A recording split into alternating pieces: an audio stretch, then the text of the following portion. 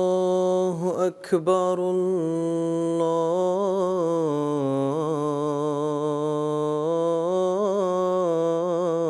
الله أكبر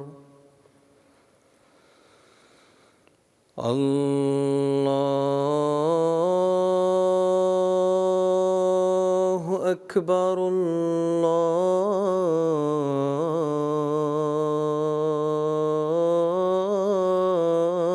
الله أكبر أشهد أن لا إله إلا الله أشهد أن لا إله إلا الله أشهد أن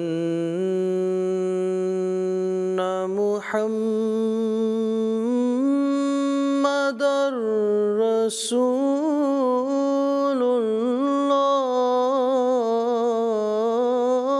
الله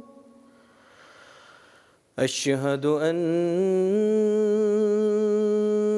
محمدًا رسول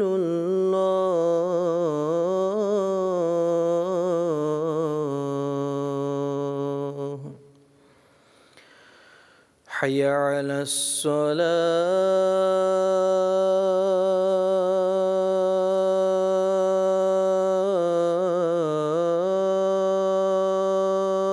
الصلاة حي على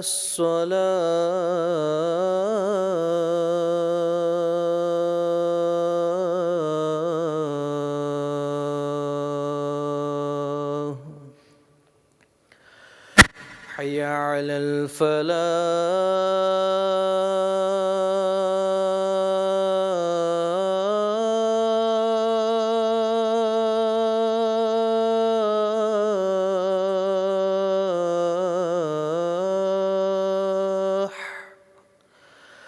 حي على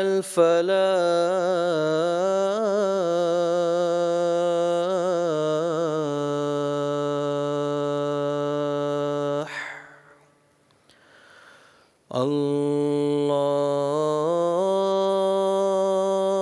الله أكبر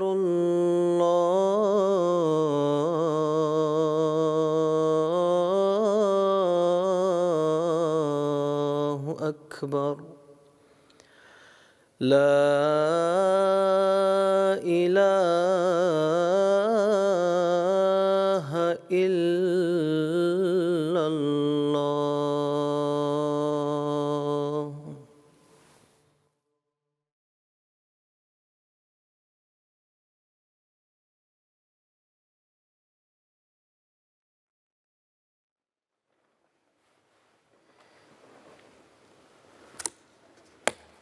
السلام علیکم ورحمۃ اللہ.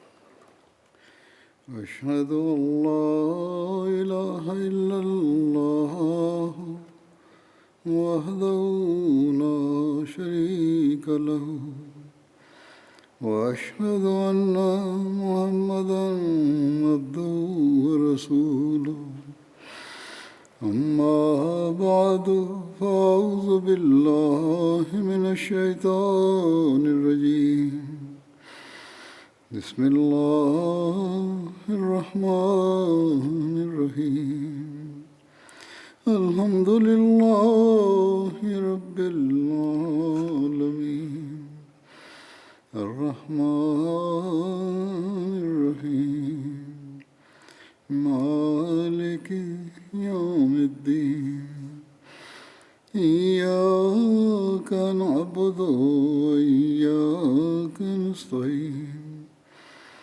اهدنا الصراط المستقيم صراط الذين أنعمت عليهم غير المغضوب عليهم ولا الضالين.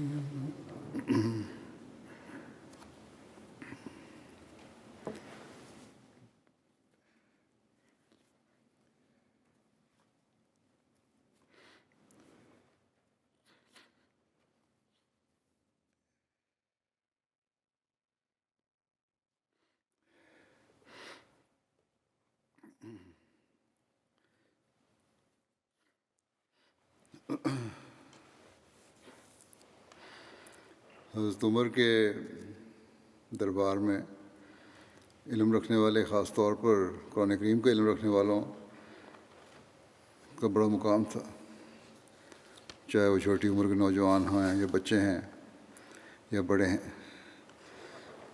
بخاری میں ایک روایت ہے،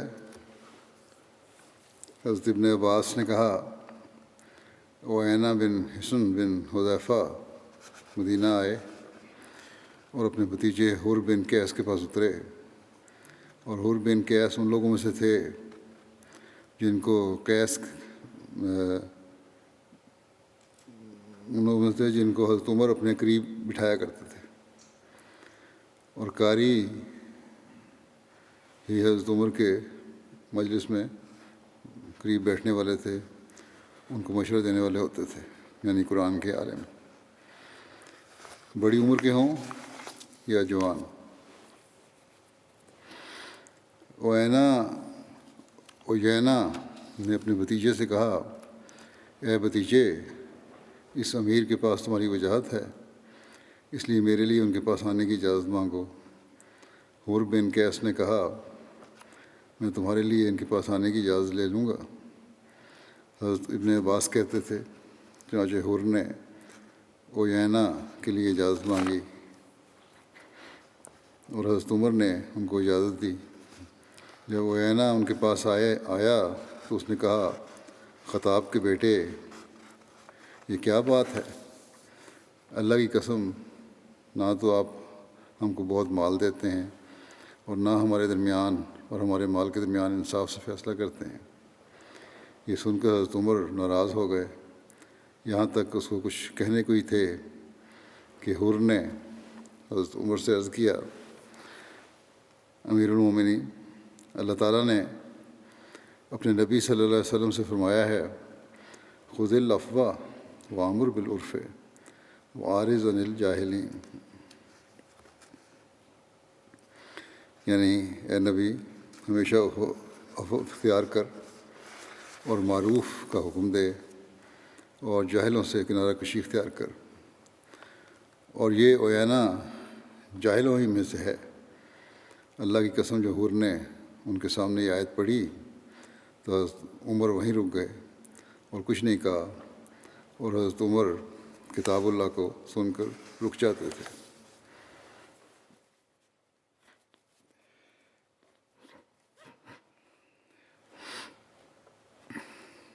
حضرت عمر کے دربار میں حضرت خلیفہ اول رضی اللہ عنہ یہ واقعہ ایک یوں بیان فرماتے ہیں، کہتے ہیں کہ حضرت عمر کے دربار میں ایک امیر آیا، اس نے اس بات کو بہت مکروہ سمجھا کہ ایک 10 برس کا لڑکا بھی بیٹھا ہے کہ ایسی عالی شان بارگاہ میں لوٹنے کا کیا کام ہے۔ اتفاق سے حضرت عمر اس امیر کی کسی حرکت پر ناراض ہوئے، جلاد کو بلایا، وہی لڑکا پکار اٹھا، والکاظمین الغیظ پڑھا، وعارض عن الجاہلین اور پکار اٹھا، والکاظمین الغیظ اور پڑھا، وعارض عن الجاہلین اور کہا، ھذا من الجاہلین۔ حضرت عمر کا چہرہ زرد ہو گیا اور خاموش رہ گئے۔ اس وقت اس کے بھائی نے، یعنی اس شخص کے بھائی نے جو بول رہا تھا، دیکھا، بھائی نے کہا کہ دیکھا، اسی لونڈے نے تمہیں بچایا ہے جس کو تم حقیر سمجھتے تھے۔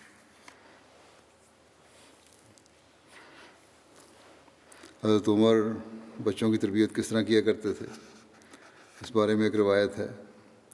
یوسف بن یعقوب نے کہا، ابن شہاب نے مجھے اور میرے بھائی کو اور میرے چچا کے بیٹے کو، جب کہ ہم کم سن بچے تھے، کہا، تم اپنے آپ کو بچہ ہونے کی وجہ سے حقیر نہ سمجھنا، کیونکہ حضرت عمر کو جب کوئی معاملہ درپیش آتا تو آپ بچوں کو بلاتے اور ان سے بھی مشورہ لیتے، اس غرض سے کہ آپ ان کی عقلوں کو تیز کرنا چاہتے تھے۔ جنگ احد میں جب جنگ کا پانسا پلٹا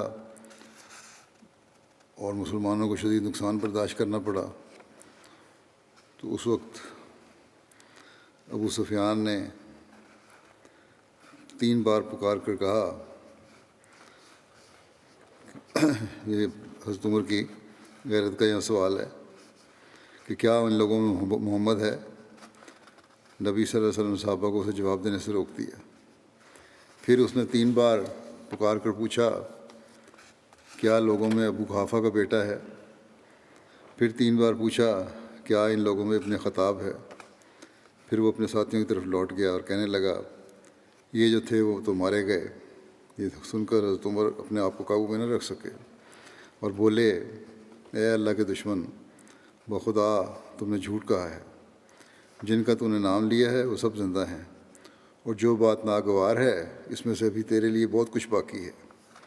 ابو سفیان بولا، یہ مارکا بدر کے مارکے کا بدلہ ہے، اور لڑائی تو ڈول کی طرح ہے، کبھی اس کی فتح اور کبھی اس کی۔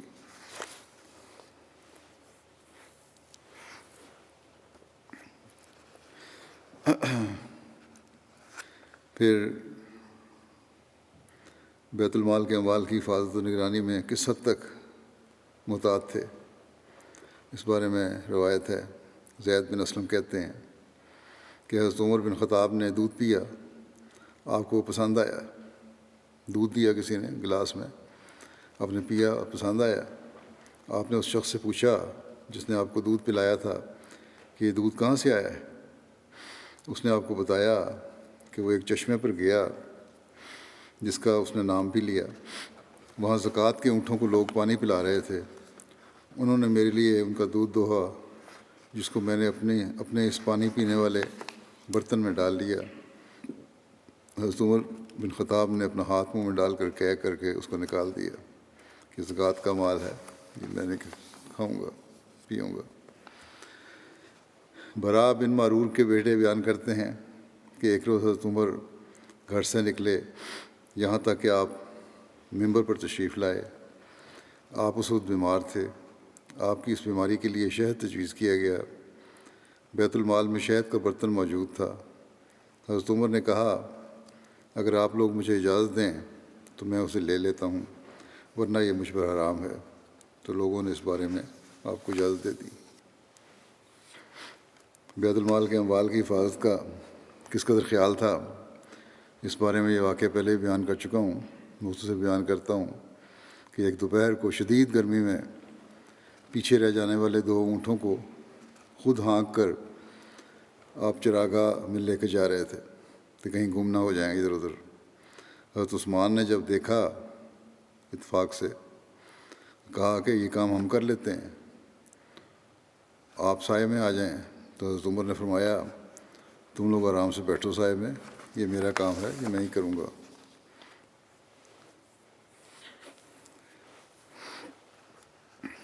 اس واقعہ کو حضرت مسلم موعود یوں بیان فرماتے ہیں کہ اللہ تعالیٰ نے اپنے وعدے کے مطابق مسلمانوں کو مال دیا، دولت دی، عزت دی، رتبہ دیا، مگر وہ اسلام سے غافل نہیں ہو گئے۔ یہ بیان فرما رہے ہیں کہ تم لوگوں کو کچھ ہے تو اپنے دین سے غافل نہ ہو، اسلام کی تعلیم سے غافل نہ ہو، اپنی ذمہ داریوں سے غافل نہ ہو۔ فرماتے ہیں کہ حضرت عثمان بیان کرتے ہیں، وہ کہتے ہیں کہ میں ایک دفعہ باہر قبا میں بیٹھا ہوا تھا اور اتنی شدید گرمی پڑ رہی تھی کہ دروازہ کھولنے کی بھی ہمت نہیں پڑتی تھی کہ اتنے میں میرے غلام نے مجھے کہا، دیکھیے شدید دھوپ میں باہر ایک شخص پھر رہا ہے۔ تھوڑی دیر گزری تھی کہ وہ شخص میرے قبا کے قریب پہنچا اور میں نے دیکھا کہ وہ حضرت عمر ہیں۔ ان کو دیکھتے ہی میں گھبرا کر باہر نکلا اور میں نے کہا، اس گرمی میں آپ کہاں؟ حضرت عمر فرمانے لگے کہ بیت المال کا ایک اونٹ گم ہو گیا تھا جس کی تلاش میں باہر پھر رہا ہوں۔ تو اللہ تعالیٰ فرماتا ہے، حضرت مسلم نے لکھا ہے آگے کہ اللہ تعالیٰ فرماتا ہے کہ علی الارائک ینظرون،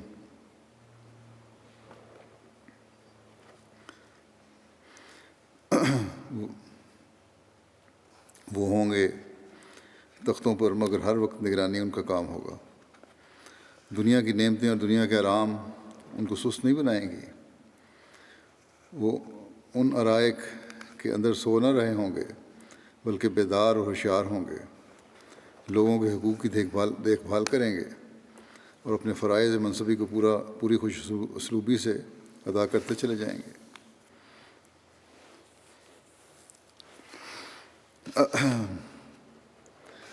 مساوات کے قیام کے بارے میں روایت آتی ہے، سعید بن مسیب سے مروی ہے کہ حضرت عمر کے پاس ایک یہودی اور ایک مسلمان لڑتے ہوئے آئے۔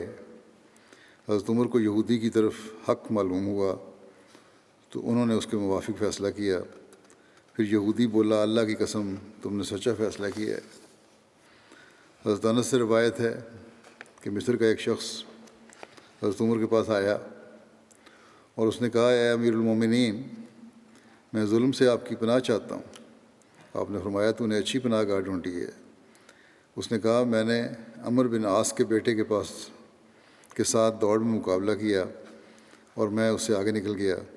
اس پر وہ مجھے کوڑے مارنے لگا اور کہا، میں معزز فرد کا بیٹا ہوں، تمہیں یہ جو جرأت کس طرح ہوئی کہ میرے سے آگے نکلو۔ یہ سن کر حضرت عمر نے حضرت عمر بن عاص کو خط لکھا اور انہیں اپنے بیٹے کے ساتھ حاضر ہونے کا حکم دیا۔ حضرت عمر بن عاص آئے تو حضرت عمر نے فرمایا، مصری کہاں ہے؟ کوڑا لو اور مارو۔ وہ اسے مارنے لگا اور اس لڑکے کو حضرت عمر بن عاص کے حضرت عمر نے فرما رہے تھے کہ معزز فرد کے بیٹے کو مار، اس شخص کو کہہ رہے تھے، مصری کو۔ حضرت انس کا بیان ہے کہ اس نے اسے مارا اور ہم اس کے مارنے کو پسند کر رہے تھے۔ وہ اسے مسلسل کوڑے مارتا رہا یہاں تک کہ ہم نے تمنا کی کہ اب چھوڑ دے۔ پھر حضرت عمر نے اس مصری شخص سے کہا کہ عمر بن عاص کے سر پر مارو۔ تو اس نے کہا، مصری نے، کہ اے امیر المومنین، ان کے بیٹے نے مجھے مارا تھا اور میں نے اس سے بدلہ لے لیا ہے۔ تو حضرت عمر نے حضرت عمر بن عاص سے کہا، تم نے کب سے لوگوں کو غلام بنا رکھا ہے، حالانکہ ان کی ماؤں نے انہیں آزاد پیدا کیا ہے۔ حضرت عمر بن عاص نے عرض کیا، اے امیر المومنین، نہ مجھے اس واقعے کا علم تھا اور نہ وہ مصری میرے پاس آیا۔ ایک مرتبہ حضرت عمر کے پاس کچھ مال آیا اور آپ اسے لوگوں کے درمیان تقسیم کرنے لگے۔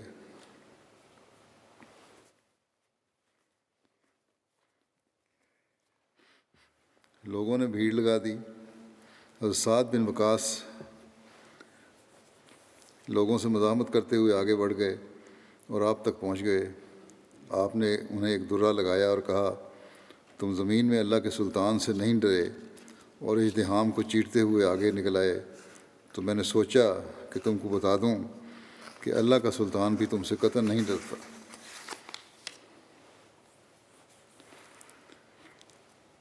حضرت عمر میں وسعت حوصلہ کس حد تک تھی، اس بارے میں روایت ہے کہ ایک مرتبہ حضرت عمر نے خطبہ دیتے ہوئے فرمایا، اے لوگو، تم میں کوئی شخص اگر مجھ میں ٹیڑھا پن دیکھے تو اسے سیدھا کر دے۔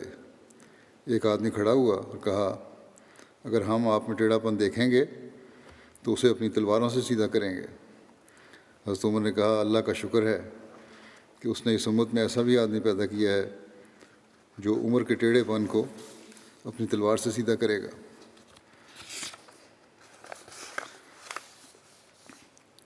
حضرت عمر نے خطبہ دیتے ہوئے فرمایا، مجھے بھلائی کا حکم دے کر، برائی سے روک کر اور مجھے نصیحت کر کے میری مدد کرو۔ پھر ایک موقع پر حضرت عمر نے فرمایا کہ میرے نزدیک سب سے زیادہ پسندیدہ وہ شخص ہے جو میرے عیوب سے مجھے آگاہ کرے۔ پھر حضرت عمر کا ایک قول بیان کیا جاتا ہے کہ مجھے خوف ہے کہ میں غلطی کروں اور میرے ڈر سے کوئی مجھے سیدھا راستہ نہ دکھائے۔ ایک دن آپ کے پاس ایک آدمی آیا اور مجمع عام کے سامنے کہنے لگا، اے عمر، اللہ سے ڈرو۔ بعض لوگ اس کی بات سن کر سخت غصہ ہو گئے اور اسے خاموش کرانا چاہا۔ اس پر حضرت عمر نے اس سے کہا، تم میں کوئی خیر نہیں اگر تم عیب کو نہ بتاؤ، اور ہم میں کوئی خیر نہیں اگر ہم اس کو نہ سنیں۔ میں نے اسے کہا، یہ صرف بات نہ کرو بلکہ معین کر کے بتاؤ کیا بات کرنا چاہتے ہو۔ ایک دن حضرت عمر لوگوں کے درمیان خطبہ دینے کے لیے کھڑے ہوئے۔ آپ نے اتنا ہی کہا تھا، اے لوگو سنو اور اطاعت کرو، کہ ایک آدمی نے بات کاٹتے ہوئے کہا، اے عمر، نہ ہم سنیں گے اور نہ اطاعت کریں گے۔ حضرت عمر نے اس سے نرمی سے پوچھا، اللہ کے بندے کیوں؟ اس نے کہا، اس لیے کہ بیت المال سے جو کپڑا سب میں تقسیم کیا گیا، اس سے لوگ صرف قمیض بنوا سکے، جوڑا مکمل نہیں ہوا، اور آپ کو بھی اتنا ہی کپڑا ملا ہوگا، پھر آپ کا جوڑا کیسے تیار ہو گیا؟ حضرت عمر نے کہا، اپنی جگہ ٹھہرے رہو، اور پھر اپنے بیٹے عبداللہ کو بلایا۔ عبداللہ نے بتایا کہ انہوں نے اپنے والد کو اپنے حصے کا کپڑا دیا ہے تاکہ ان کا لباس مکمل ہو جائے۔ یہ سن کر سب لوگ مطمئن ہو گئے، اور اس آدمی نے کہا، اے امیر المومنین، اب سنوں گا اور اطاعت کروں گا۔ بعض اس قسم کے اجڑ بھی ہوتے تھے، لیکن اس قسم کی باتیں جو صحابہ، تربیت یافتہ صحابہ جو تھے حضرت صلی اللہ علیہ وسلم کے، ان کے منہ سے کبھی آپ نہیں سنیں گے۔ یہ وہی لوگ ہیں جو دیر سے مسلمان ہوئے اور یا پھر بالکل ہی اجڑ ان پڑھ جاہل تھے۔ جو کبار صحابہ تھے ان میں ایسی باتیں نہیں پائی جاتی تھیں، ان میں کامل اطاعت ہوتی تھی۔ اسلام مذہبی امور میں آزادی دیتا ہے، اس بارے میں حضرت عمر کا طریق کیا تھا؟ فتح اسکندریہ کے بعد وہاں کے حاکم نے حضرت عمر بن عاص کو پیغام بھیجا کہ اے اقوام عرب، میں تم سے زیادہ قابل نفرت قوموں یعنی اہل فارس اور روم کو جزیہ ادا کرتا تھا۔ اگر آپ پسند کریں تو میں آپ کو جزیہ ادا کرنے کے لیے تیار ہوں، بشرطے کہ آپ میرے علاقے کے جنگی قیدیوں کو لوٹا دیں۔ حضرت عمر بن عاص نے دربار خلافت میں تمام حالات لکھے۔ حضرت عمر کا جواب آیا کہ تم حاکم اسکندریہ کے سامنے یہ تجویز رکھو کہ وہ جزیہ ادا کرے، مگر جو جنگی قیدی تمہارے قبضے میں ہیں، یعنی مسلمانوں کے قبضے میں ہیں، انہیں اختیار دیا جائے گا کہ وہ اسلام قبول کریں یا اپنی قوم کے مذہب کو برقرار رکھیں۔ جو مسلمان ہو جائے گا وہ مسلمانوں میں شامل ہوگا، اور اس کے حقوق و فرائض انہی جیسے ہوں گے، یعنی مسلمانوں جیسے، مگر جو اپنی قوم کے مذہب پر برقرار رہے گا اس پر وہی جزیہ مقرر کیا جائے گا جو اس کے ہم مذہبوں پر ہوگا۔ چنانچہ عمر بن عاص نے تمام قیدیوں کو جمع کیا اور ان کو فرمان خلافت پڑھ کر سنایا گیا، تو بہت سے قیدی مسلمان ہو گئے۔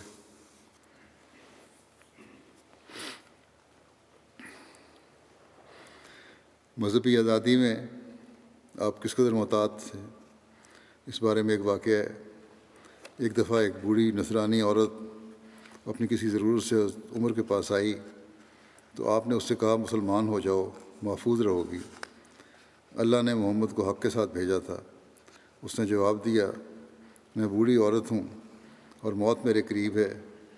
آپ نے اس کی ضرورت پوری کر دی، لیکن ڈرے کہ کہیں آپ کا یہ کام اس کی ضرورت سے غلط فائدہ اٹھا کر اسے مجبوراً مسلمان بنانے کے مترادف نہ ہو جائے، اس لیے آپ نے اس عمل سے اللہ تعالیٰ سے توبہ کی اور کہا، اے اللہ، میں نے اسے سیدھی راہ دکھائی تھی، اسے مجبور نہیں کیا تھا۔ بہت احتیاط تھی۔ پھر ایک واقعہ ہے، حضرت عمر کا ایک عیسائی غلام تھا، اس کا نام اشک تھا۔ اس کا بیان ہے کہ میں حضرت عمر کا غلام تھا، آپ نے مجھ سے کہا، مسلمان ہو جاؤ تاکہ مسلمانوں کے بعض معاملات میں تم سے مدد لے لیا کروں، کیونکہ ہمارے لیے یہ مناسب نہیں کہ مسلمانوں کے معاملے میں ان لوگوں سے مدد لوں جو غیر مسلم ہیں۔ لیکن میں نے انکار کر دیا، غلام نے کہا۔ تو آپ نے فرمایا لا اکراہ فی الدین، دین اسلام میں زبردستی نہیں۔ جب آپ کی وفات قریب ہوئی تو آپ نے مجھے آزاد کر دیا اور کہا تمہاری جہاں مرضی ہو چلے جاؤ۔ جانوروں پر شفقت اور رحم دلی کا واقعہ۔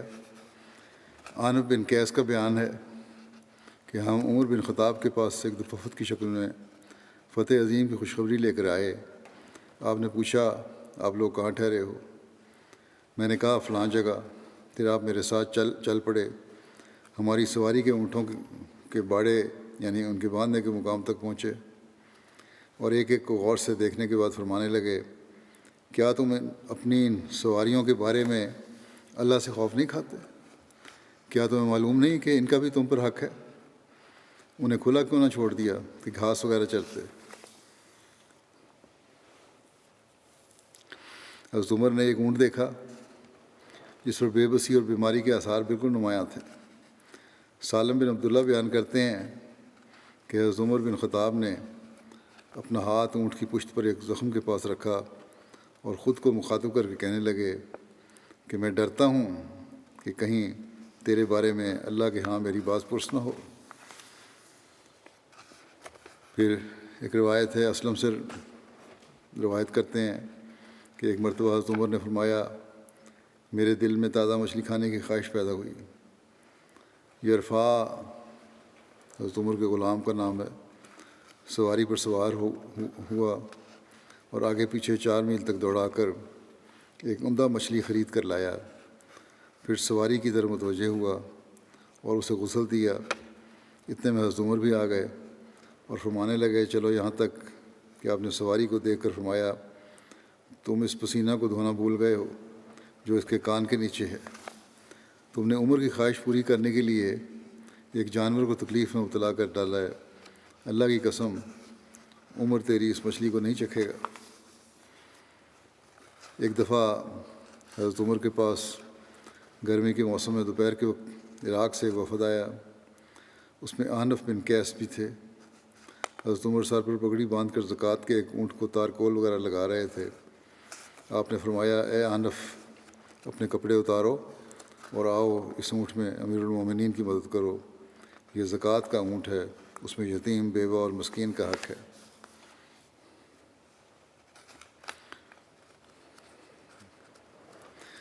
حضرت عمر کا ایک یہودی کو ایک جواب تھا، اس کے بارے میں ایک روایت ہے۔ طارق نے حضرت عمر بن خطاب سے روایت کی کہ یہود میں سے کسی شخص نے ان سے کہا امیر المومنین آپ کی کتاب میں ایک آیت ہے جسے آپ پڑھتے ہیں، اگر وہ ہم پر یعنی یہود کی قوم پر نازل ہوتی تو ہم اس دن کو عید مناتے۔ حضرت عمر نے پوچھا وہ کون سی ہے؟ اس نے کہا الیوم اکملت لکم دینکم واتممت علیکم نعمتی ورضیت لکم الاسلام دینا، یعنی آج کے دن میں نے تمہارے لیے تمہارے دین کو کامل کر دیا ہے اور تمہیں اپنی نعمت ساری کی ساری عطا کر دی ہے اور میں نے تمہارے لیے اسلام کو بطور دین کے پسند کیا ہے۔ حضرت عمر نے جواب دیا ہمیں وہ دن معلوم ہے اور وہ جگہ بھی جہاں نبی صلی اللہ علیہ وسلم پر یہ آیت نازل ہوئی تھی، آپ اس وقت جمعہ کے دن عرفات میں کھڑے تھے۔ حضرت مسلم اس بارے میں بیان فرماتے ہیں کہ حضرت عمر سے ایک یہودی نے کہا کہ قرآن مجید میں ایک آیت ہے، اگر وہ ہماری کتاب میں اترتی تو ہم اس دن عید مناتے۔ حضرت عمر نے کہا کہ وہ کون سی آیت ہے؟ اس نے جواب دیا الیوم اکملت لکم دینکم۔ آپ نے فرمایا وہ دن تو ہمارے لیے 2 عیدوں کا دن ہے، یعنی جمعہ کا دن اور عرفہ کا دن، یہ آیت نازل ہوئی تھی اس دن۔ بعض بزرگان عمر کے بارے میں بیان کرتے ہیں، اشعث سے روایت ہے کہ میں نے امام شافعی کو یہ کہتے ہوئے سنا جب لوگ کسی مسئلے میں اختلاف کریں تو دیکھو کہ حضرت عمر نے اس معاملے میں کیا کیا ہے، کیونکہ حضرت عمر بغیر مشورے کے کوئی کام نہیں کرتے تھے۔ امام شافعی فرماتے ہیں کہ میں نے حضرت قبیصہ بن جابر کو یہ کہتے ہوئے سنا میں حضرت عمر بن خطاب کے ساتھ رہا ہوں. میں نے آپ سے زیادہ کتاب اللہ کو پڑھنے والا اور اللہ کے دین کو سمجھنے والا اور آپ سے اچھا اس کو درس و تدریس کرنے والا کوئی نہیں دیکھا. حضرت حسن بصری نے کہا جب تم اپنی مجلس کو خوشبودار بنانا چاہو تو حضرت عمر کا بہت ذکر کرو. مجاہد سے روایت ہے کہ ہم آپس میں کہا کرتے تھے کہ بے شک حضرت عمر کے دور میں شیاطین جکڑے ہوئے تھے. جب آپ شہید ہوئے تو شیاطین زمین میں کودنے لگے. حضرت عمر کے بارے میں آتا ہے کہ آپ کا شاعرانہ ذوق بھی بہت تھا. خود شعر تو نہیں کہتے تھے لیکن شعر سنتے تھے، پسند کرتے تھے. حضرت عبداللہ بن عباس فرماتے ہیں کہ میں حضرت عمر کے ساتھ ایک سفر میں نکلا. ایک رات جب ہم چل رہے تھے تو میں ان کے قریب آیا تو انہوں نے اپنے پالان کے اگلے حصے پر ایک کوڑا مار کر یہ اشعار پڑھے: کذبتم و بیت اللہ یقتل و احمد ولما نزائن دونہ و ننازل و نسلمہ حتی نسرا حولا و نزل عن ابنائنا والحلائل. تم جھوٹ بولتے ہو، اللہ کے گھر خانہ کعبہ کی قسم. حضرت احمد صلی اللہ علیہ وسلم شہید نہیں ہو سکتے جب تک کہ ہم ان کی حفاظت کے لیے نیزہ بازی اور شمشیر زنی کے جوہر نہ دکھائیں. ہم انہیں نہیں چھوڑیں گے جب تک کہ ہم ان کے قریب جنگ کرتے ہوئے مارے جائیں اور اپنے فرزند اور اہل و عیال کو بھول جائیں. وما حملت من ناقۃ فوق راحلہا ابرا ووفا ذمۃ من محمد. کسی اونٹنی نے اپنی پشت پر حضرت محمد صلی اللہ علیہ وسلم سے بڑھ کر نیکی کرنے والا اور وعدہ پورے کرنے والا انسان کو نہیں اٹھایا.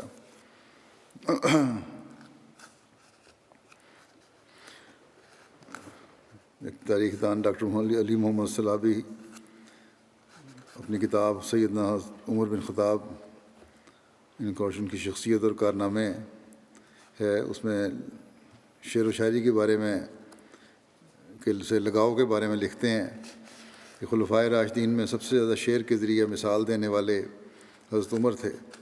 آپ کے بارے میں بعض لوگوں نے یہاں تک لکھا ہے کہ آپ کے سامنے شاید ہی کوئی معاملہ آتا رہا ہو اور آپ اس پر شعر نہ سناتے رہے ہوں. بیان کیا جاتا ہے کہ ایک دفعہ آپ نیا جوڑا زیب تن کر کے باہر نکلے. لوگ آپ کو بہت دھیان سے دیکھنے لگے. اس پر آپ نے انہیں مثال دیتے ہوئے یہ اشعار سنائے: لم تغن عن ہرمز یومن خزائن والخلد قد حاولت عاد فما خلدوا ان الملوک التی کانت لعزتها من کل ابواب الیہا راکب یفت. کہ موت کے وقت ہرمز کو اس کے خزانوں نے کوئی فائدہ نہ دیا اور قوم عاد نے ہمیشہ آباد رہنے کی کوشش کی لیکن ہمیشہ نہ رہی. کہاں گئے وہ بادشاہ جن کے چشموں گھاٹوں سے ہر طرف سے آنے والا قافلہ سیراب ہوتا تھا.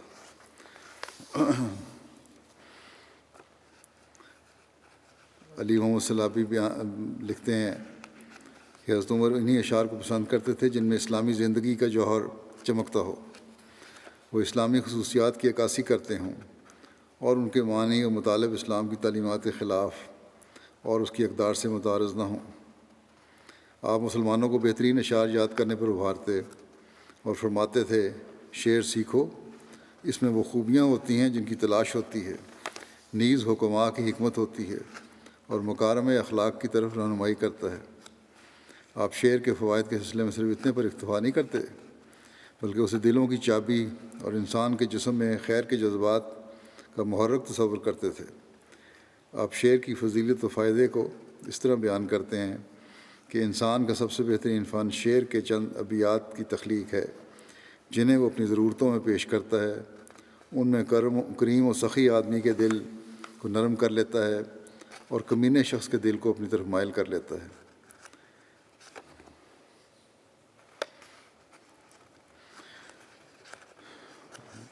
جاہل شعراء کے کلام کو بھی کافی لگن سے یاد کرتے تھے، پرانے شعراء جو تھے زمانہ جاہلیت کے، اس لیے کہ کتاب الہی کے فہم و تفہیم سے ان کا گہرا تعلق ہے.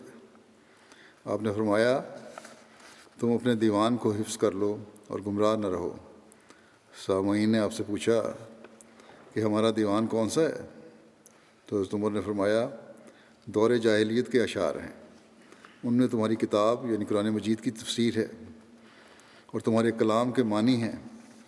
آپ کا یہ فرمان آپ کے شاگرد اور ترجمان قرآن عبداللہ بن عباس کے اس موقف سے متفق ہے جس میں آپ نے کہا کہ جب تم قرآن پڑھو اور اس کو نہ سمجھ سکو تو اس کا مفہوم و معنی عرب کے اشعار میں تلاش کرو، کیونکہ شاعری عربوں کا دیوان ہے۔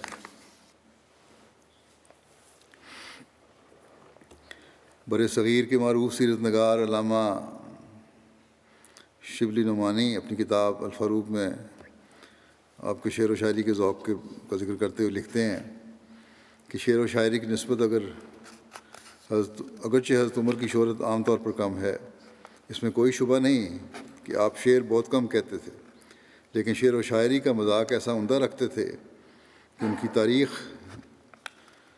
تاریخ زندگی میں یہ واقعہ ہم ترک نہیں کر سکتے۔ عرب کے ایک مشہور و معروف شعراء کا کلام کثرت سے یاد تھا، اور تمام شعراء کے کلام پر ان کو خاص آرات تھیں۔ اہل ادب کو عموماً تسلیم ہے کہ آپ کے زمانہ میں ان سے بڑھ کر کوئی شخص شعر پڑھنے والا نہ تھا۔ جاہز نے اپنی کتاب البیان و تبیین میں لکھا ہے کہ حضرت عمر بن خطاب اپنے زمانے میں سب سے بڑھ کر شعر کے شناسہ تھے۔ حضرت عمر کے ذوق سخن کا یہ حال تھا کہ اچھے اشعار سنتے تو بار بار مزے لے کر پڑھتے تھے۔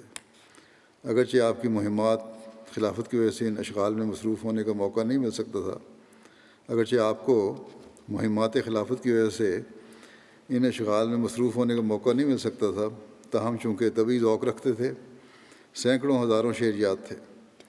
علماء ادب کا بیان ہے کہ ان کے حفظ اشعار کا یہ حال تھا کہ جب کوئی معاملہ کا فیصلہ کرتے تو ضرور کوئی شعر پڑھتے۔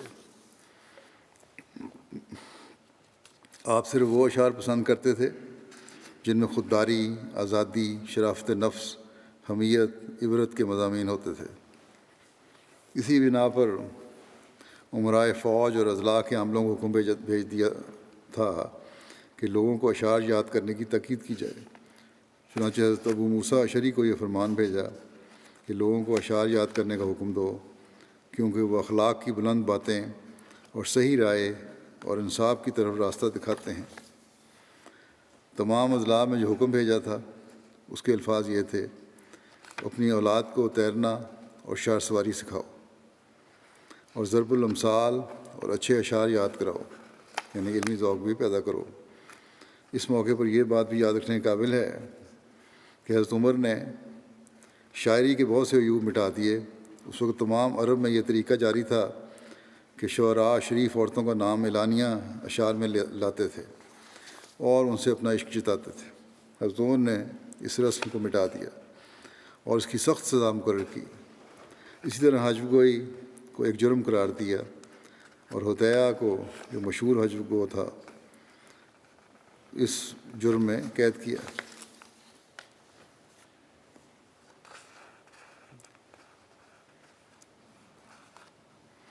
علامہ شبلی نعمانی مزید لکھتے ہیں: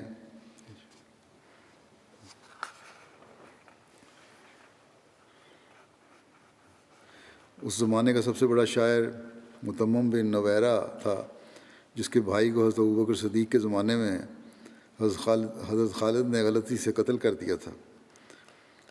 اس واقعہ نے اس کو اس قدر صدمہ پہنچایا تھا کہ ہمیشہ رویا کرتا اور مرثیہ کہا کرتا تھا۔ حضرت عمر کی خدمت میں حاضر ہوا تو آپ نے مرثیہ پڑھنے کی فرمائش کی۔ اس نے چند اشعار پڑھے۔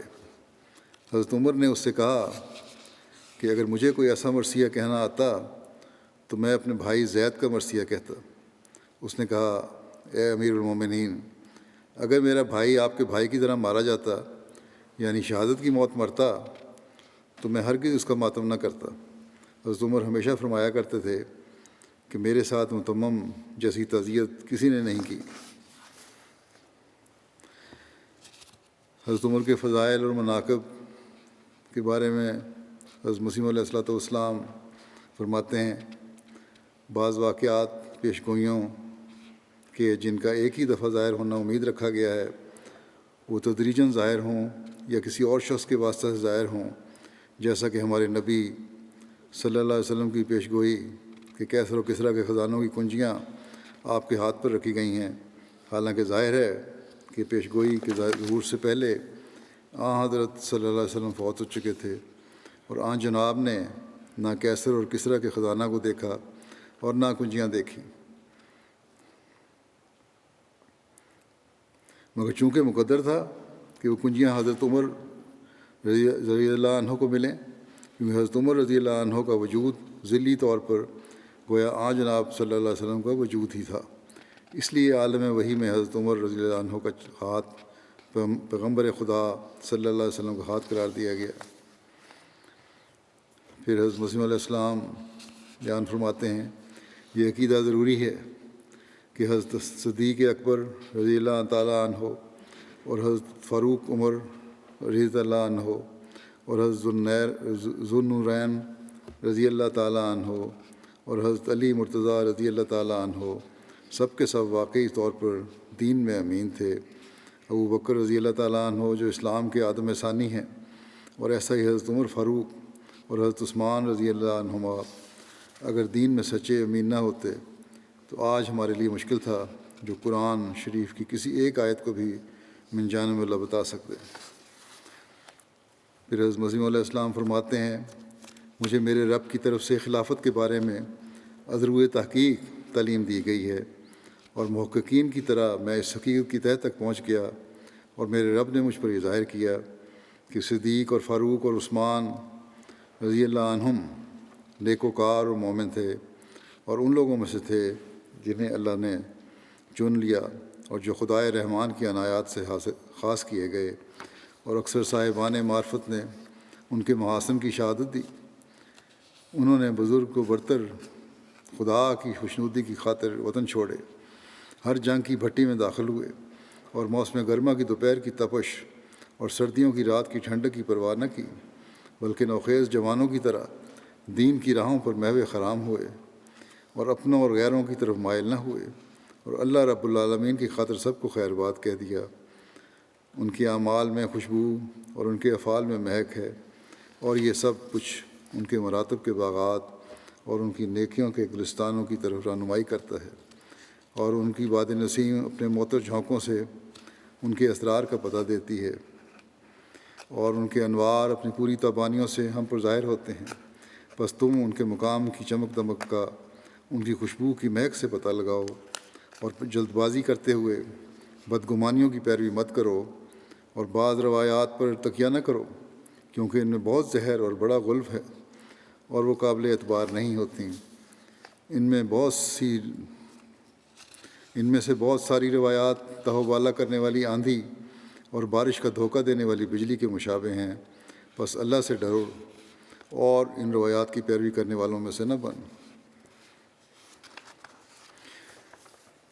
پھر آپ فرماتے ہیں، بخدا اللہ تعالیٰ نے شیخین حضرت ابوبکر اور حضرت عمر کو اور تیسرے جو ذوالنورین ہیں، ہر ایک کو اسلام کے دروازے اور خیر الانام محمد رسول اللہ صلی اللہ علیہ وسلم کی فوج کے ہراول دستے بنایا ہے۔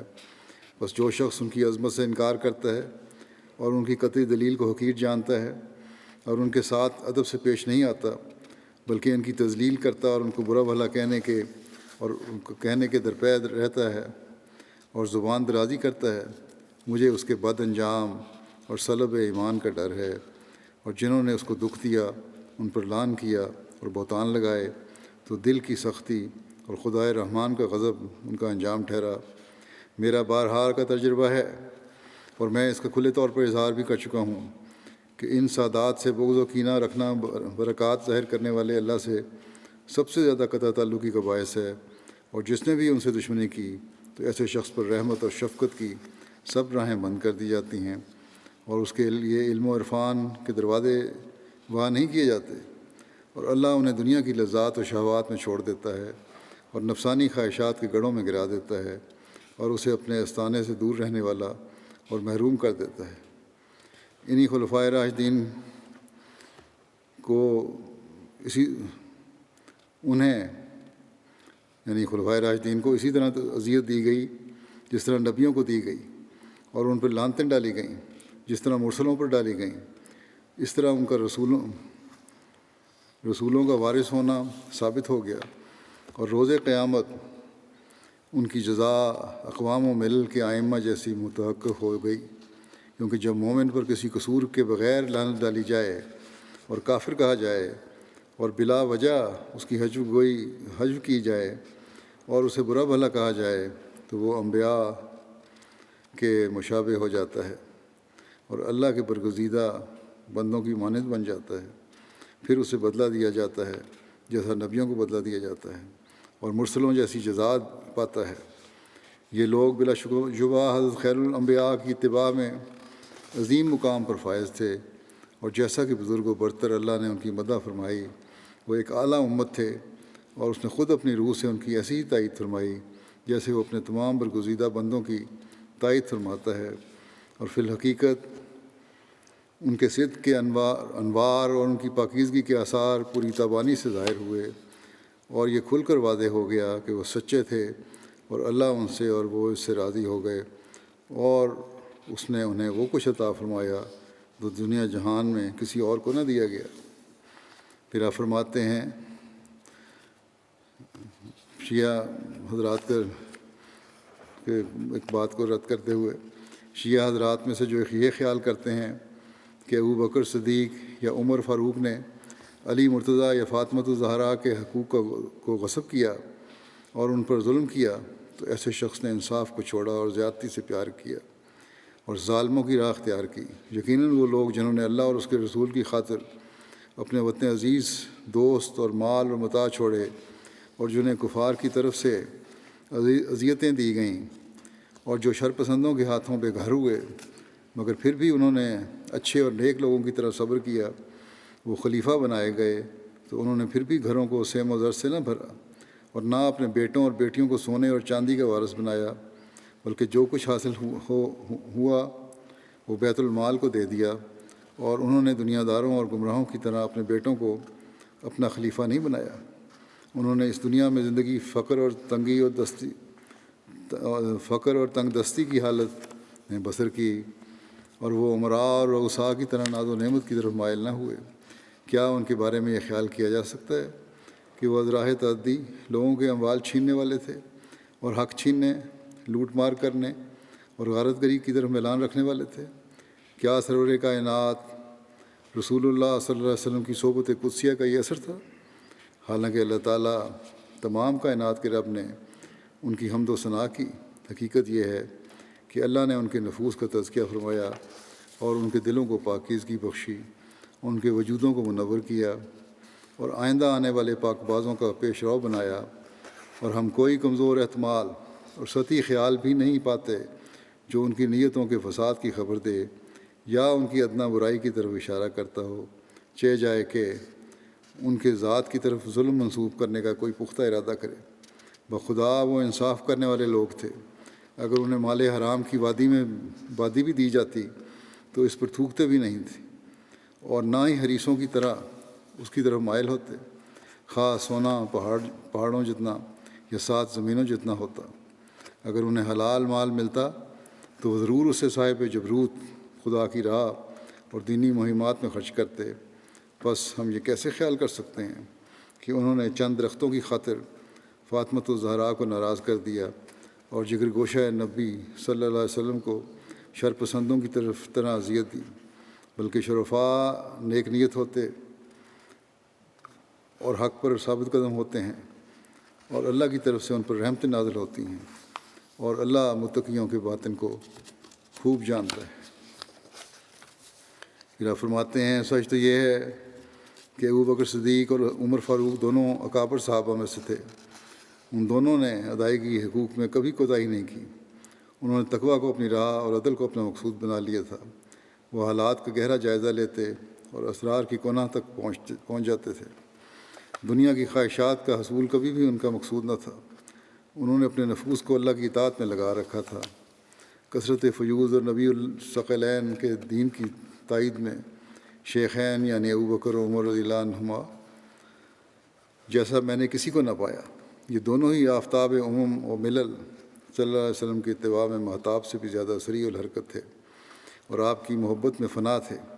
انہوں نے حق کے حصول کی خاطر ہر تکلیف کو شینی جانا، اور اس نبی کی خاطر جس کا کوئی ثانی نہیں ہر ذلت کو بردا و رغبت گوارا کیا، اور کافروں اور منکروں کے لشکروں اور قافلوں سے مٹھ بھیڑ کے وقت شیروں کی طرح سامنے آئے، یہاں تک کہ اسلام غالب آ گیا اور دشمن کی جمعیتوں نے ہزیمت اٹھائی، شرک چھٹ گیا اور اس کا کلا کما ہو گیا، اور ملت و مذہب کا سورج جگمگ جگمگ کرنے لگا، اور مقبول دینی خدمت بجا لاتے ہوئے اور مسلمانوں کی گردنوں کو لطف و احسان سے زیر بار کرتے ہوئے ان دونوں کا انجام خیر المرسلین کی ہمسائیگی پر منتج ہوا، اور یہ اس اللہ کا فضل ہے جس کی نظر سے متقی پوشیدہ نہیں، اور بے شک فضل اللہ کے ہاتھ میں ہے، اور وہ جسے چاہتا ہے عطا فرماتا ہے۔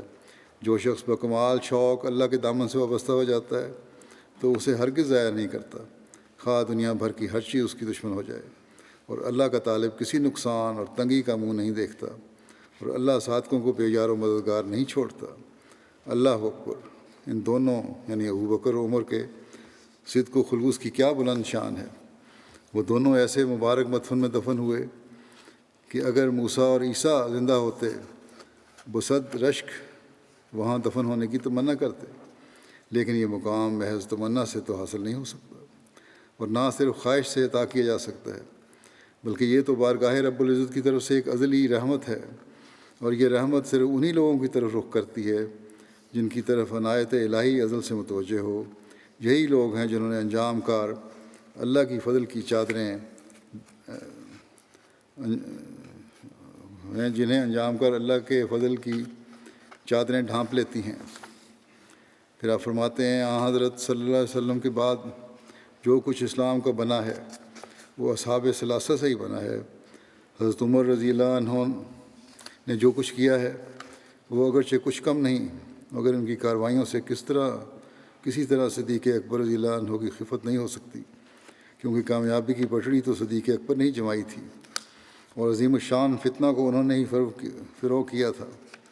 ایسے وقت میں جن مشکلات کا سامنا حضرت ابوبکر کو پڑا وہ حضرت عمر کو ہرگز نہیں پڑا، بس صدیق نے رستہ صاف کر دیا اور پھر اس پر عمر نے فتوحات کا دروازہ کھولا۔ پھر آپ فرماتے ہیں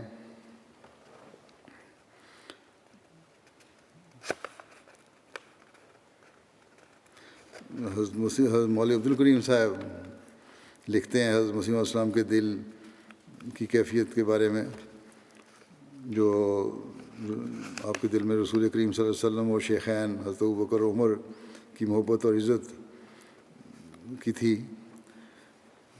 کہ ایک دفعہ مولوی صاحب لکھتے ہیں ایک دفعہ ایک دوست نے جو محبت مسیح موعود میں فنا شدہ تھے آپ کی خدمت میں عرض کیا کہ کیوں نہ ہم آپ کو مدارج میں شیخین یعنی حضرت ابوبکر اور حضرت عمر سے افضل سمجھا کریں اور رسول اکرم صلی اللہ علیہ وسلم کے قریب قریب مانیں۔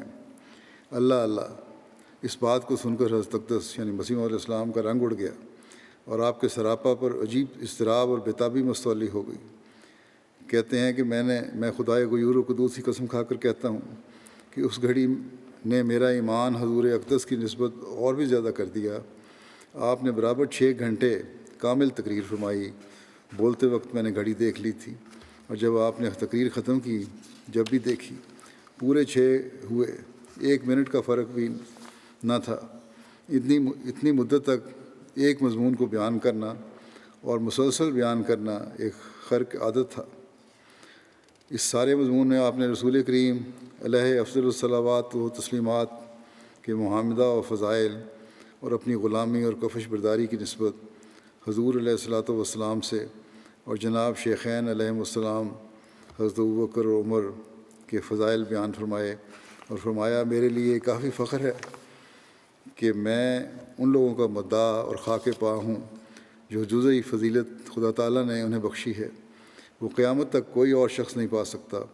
کب دوبارہ محمد رسول اللہ صلی اللہ علیہ وسلم دنیا میں پیدا ہوں اور پھر کسی کو ایسی خدمت کا موقع ملے جو جناب شیخین علیہم السلام حضرت ابوبکر اور حضرت عمر کو ملا تھا۔ حضرت عمر رضی اللہ عنہ کا ذکر اب یہاں سے ختم ہوتا ہے، یعنی کہ خطبات میں انشاءاللہ آئندہ اللہ تعالیٰ توفیق دی تو حضرت ابو بکر کا ذکر شروع ہوگا.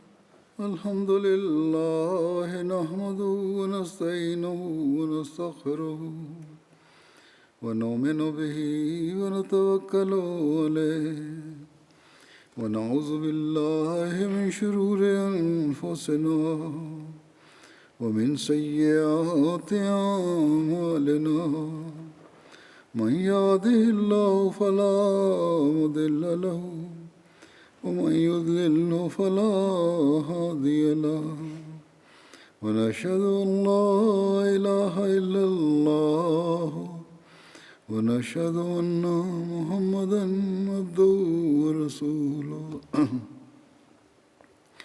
عباد الله رحمكم الله إن الله يأمر بالعدل والإحسان وإيتاء ذي القربى وينهى عن الفحشاء والمنكر والبغي يعظكم لعلكم تذكرون. اذكروا الله يذكركم وادعوه يستجب لكم ولذكر الله أكبر.